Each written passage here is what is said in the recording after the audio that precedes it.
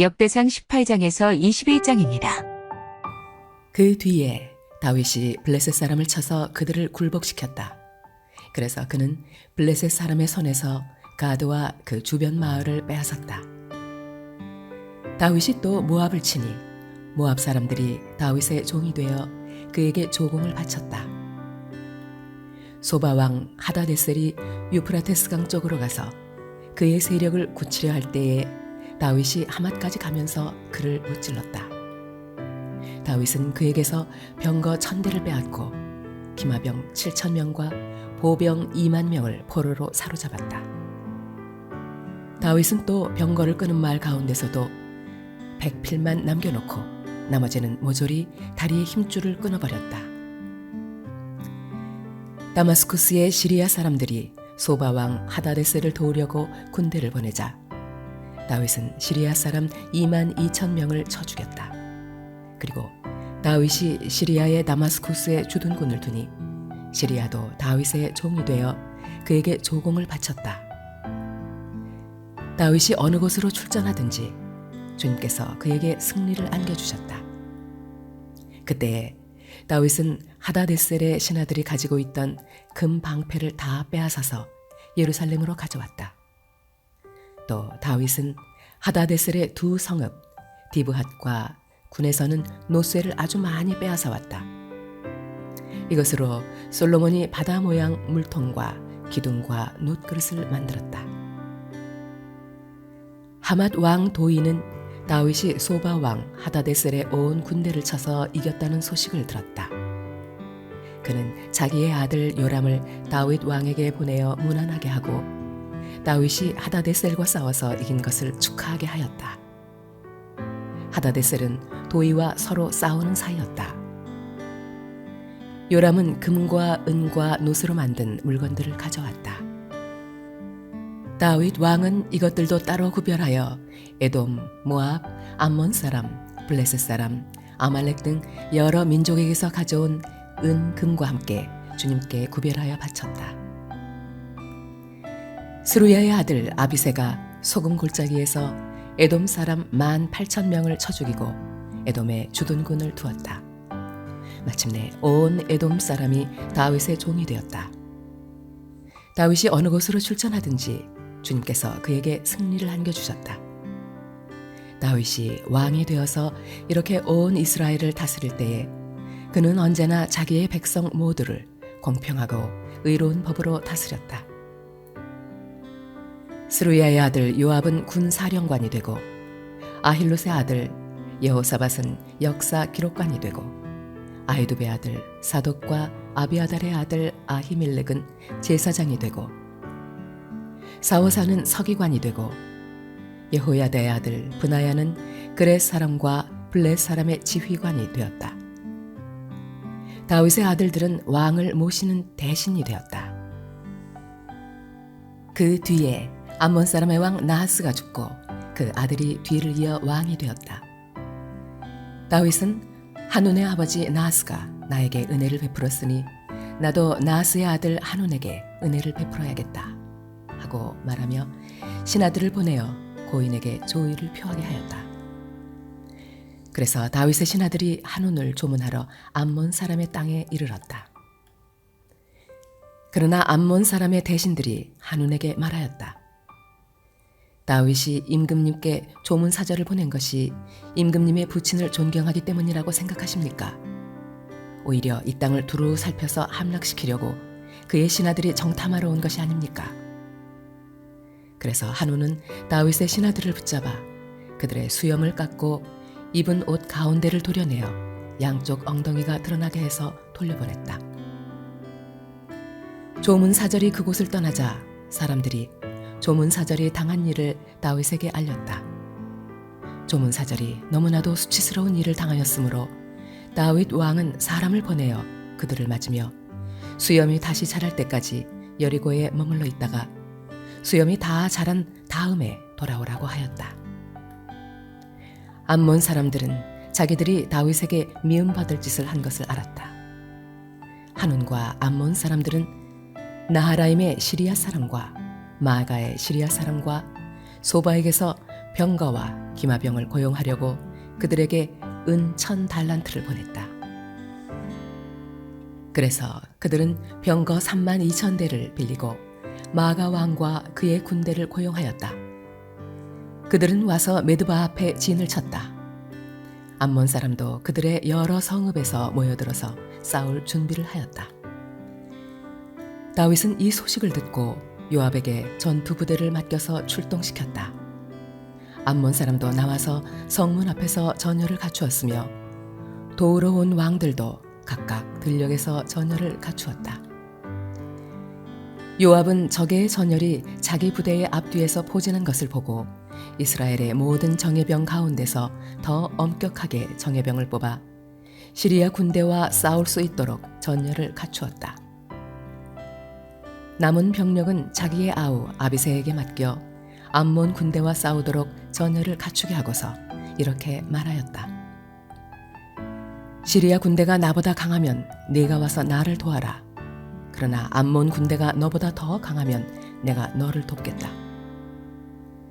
용기를 내어라. 용감하게 싸워서 우리가 우리 민족을 지키고 우리 하나님의 성읍을 지키자. 주님께서 좋게 여기시는 대로 이루어 줄 것이다. 그런 다음에 요압이 그의 부대를 거느리고 싸우려고 시리아 군대 앞으로 나아가니 시리아 군인들이 요압 앞에서 도망하여 버렸다. 암몬 군인들은 시리아 군인들이 도망하는 것을 보고서 그들도 요압의 아우 아비새 앞에서 도망하여 성으로 들어가 버렸다. 그래서 요압은 예루살렘으로 돌아갔다. 시리아 군인들은 자기들이 이스라엘에게 패한 것을 알고서 전령을 보내어 유프라테스강 동쪽에 있는 시리아 군대를 동원시켰다. 하다데셀의 부하 소박 사령관이 그들을 지휘하였다. 다윗이 이 소식을 듣고 온 이스라엘 군대를 모아 거느리고 요단강을 건너서 그들이 있는 곳에 이르러 그들을 향하여 전열을 갖추었다. 다윗이 시리아 사람들에 맞서 진을 치니 그들이 다윗과 맞붙어 싸웠으나 시리아는 이스라엘 앞에서 도망하고 말았다. 다윗은 시리아 병거를 모는 7,000명과 보병 40,000명을 죽이고 소박 사령관도 쳐서 죽였다. 하다데셀의 부하들은 자기들이 이스라엘에게 패한 것을 알고서 다윗과 화해한 뒤에 그를 섬겼다. 그 뒤로는 시리아가 다시는 암몬 사람을 도우려 하지 않았다. 그 다음의 봄에 왕들이 출전하는 때가 되자 요압이 병력을 이끌고 나가서 암몬 사람의 땅을 무찌르고 더 가서 랍바를 포위하였다. 그러나 다윗은 예루살렘에 머물러 있었다. 요압이 랍바를 쳐서 함락시켰다. 다윗이 암몬 왕의 머리에서 금관을 벗겨왔는데 달아보니 그 무게가 금 1달란트나 나갔고 금관에는 보석이 박혀 있었다. 다윗은 그 금관을 가져다가 자기가 썼다. 다윗은 그 도성에서 아주 많은 전리품을 약탈하였으며 그 도성에 사는 백성도 끌어다가 톱질과 곡괭이질과 도끼질을 시켰다. 다윗은 암몬 사람의 모든 성읍에 이와 똑같이 한 뒤에 모든 군인을 거느리고 예루살렘으로 돌아왔다. 그 뒤에 겟셀에서 블레셋 사람과 전쟁이 벌어졌다. 그때 후사 사람 십부게가 거인족의 자손 10배를 쳐 죽이자 블레셋 사람이 항복하였다. 또 블레셋 사람과 전쟁이 벌어졌다. 야일의 아들 엘하난이 가드 사람 골리앗의 아우 라흐미를 죽였는데 라흐미의 창자루는 배틀 앞다리 같이 굵었다. 또 가드에서 전쟁이 벌어졌을 때에 거인이 하나 나타났는데 그는 손가락, 발가락이 각각 6개씩 모두 24이었다. 이 사람도 거인족의 자손 가운데 하나이다. 그가 이스라엘을 조롱함으로 다윗의 형 시므아의 아들 요나단이 그를 쳐 죽였다. 이들은 모두 가드에서 태어난 거인족의 자손인데 다윗과 그 부하들에게 모두 죽었다. 사탄이 이스라엘을 치려고 일어나서 다윗을 부추겨 이스라엘의 인구를 조사하게 하였다. 그래서 다윗은 요압과 군사령관들에게 지시하였다. 어서 브엘세바에서부터 단에 이르기까지 이스라엘의 인구를 조사하여 그들의 수를 나에게 알려주시오. 그러자 요압이 말하였다. 주님께서 그의 백성을 지금보다 100배나 더 불어나게 하여 주시기를 원합니다. 높으신 임금님, 백성 모두가 다 임금님의 종들이 아닙니까? 그런데 어찌하여 임금님께서 이런 일을 명하십니까? 어찌하여 임금님께서는 이스라엘을 벌받게 하시려고 하십니까? 그러나 요압은 더 이상 왕을 설득시킬 수 없었으므로 물러나와서 온 이스라엘을 두루 돌아다닌 다음에 예루살렘으로 돌아왔다. 요압이 다윗에게 백성의 수를 보고하였다. 칼을 빼서 다룰 수 있는 사람이 온 이스라엘에는 110만이 있고 유다에는 47만이 있었다. 그러나 요압은 왕의 명령을 못마땅하게 여겨 레위와 베냐민은 이 조사에 포함시키지 않았다. 하나님께서 이 일을 악하게 보시고 이스라엘을 치셨다. 그래서 다윗이 하나님께 자백하였다. 내가 이런 일을 하여 큰 죄를 지었습니다. 그러나 이제 이 종의 죄를 용서해 주시기를 빕니다. 참으로 내가 너무나도 어리석은 일을 하였습니다. 주님께서 다윗의 선견자 갓에게 말씀하셨다. 너는 다윗에게 가서 전하여라. 나 주가 말한다. 내가 너에게 3가지를 제안하겠으니 너는 그 가운데서 하나를 택하여라. 그러면 내가 너에게 그대로 처리하겠다. 갓이 다윗에게 가서 말하였다. 주님께서 말씀하십니다. 너는 선택하여라.